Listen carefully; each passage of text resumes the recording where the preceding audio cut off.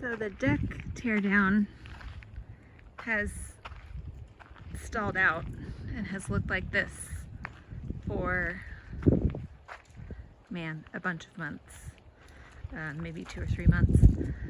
And so I think part of it was that we knew we weren't going to be able to haul this pile away by ourselves. There's a shitty red shed for scale. So we hired some guys to come break it down and haul it away. So hopefully in the next few days this will be a thing of the past. Fingers crossed. We won't have to look at it anymore.